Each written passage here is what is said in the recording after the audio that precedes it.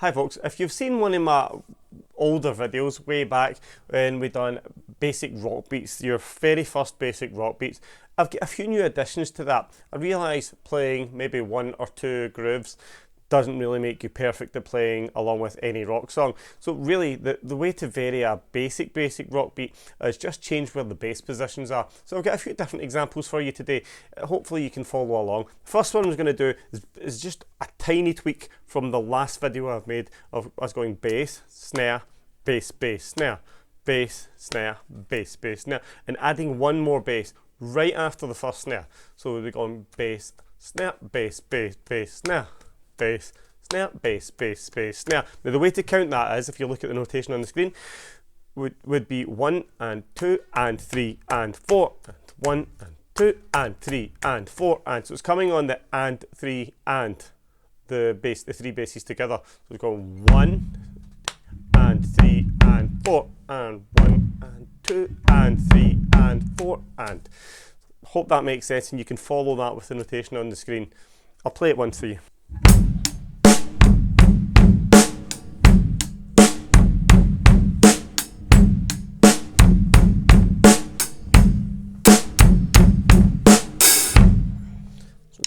Hopefully that one made sense to you.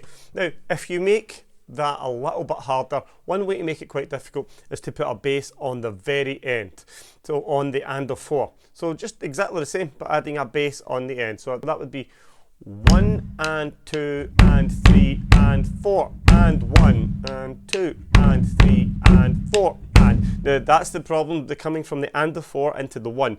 That's when it becomes, oh, can I loop this round? Can I play it continuously? Which you would have to do in a song, of course, if you were playing it along with a song. So I'll play that again for you. So it's just one additional bass on there.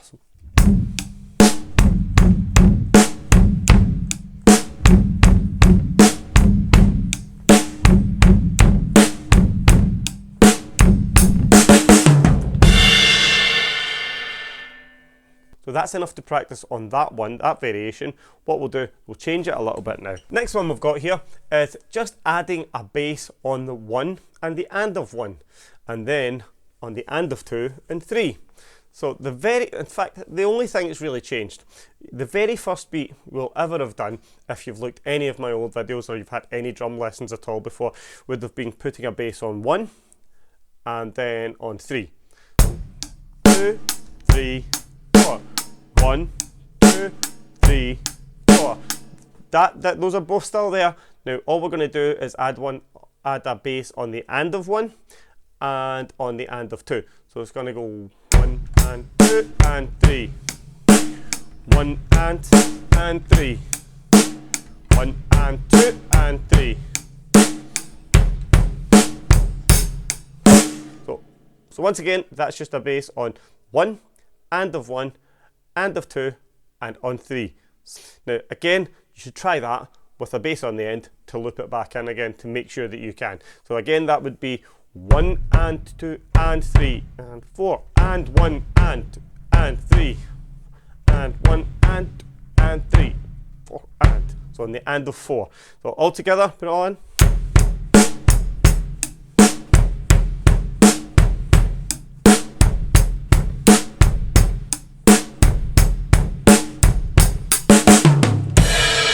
Let's make this a little bit harder now. So putting them all together, let's just fill it all in and put a bass on every space except where the snares are. So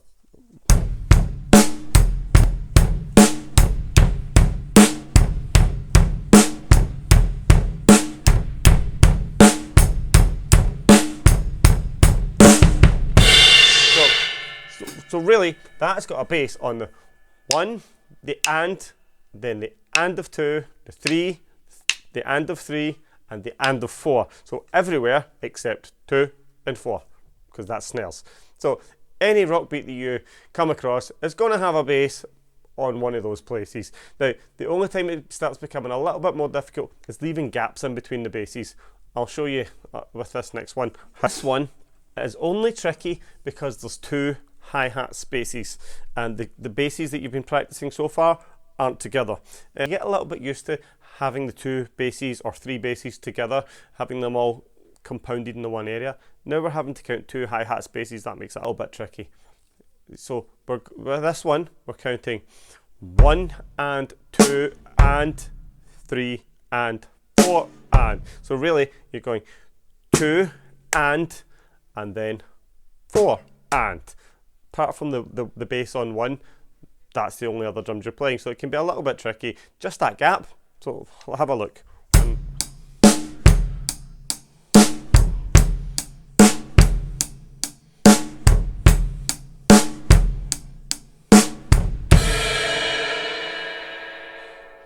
Let's try the same again and put a bass on the 1 and the and of 1.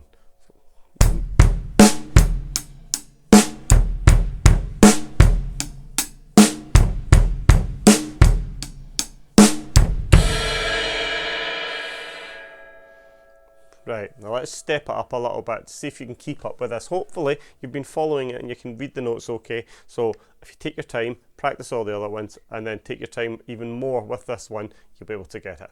So have a look at the notation on the screen. So.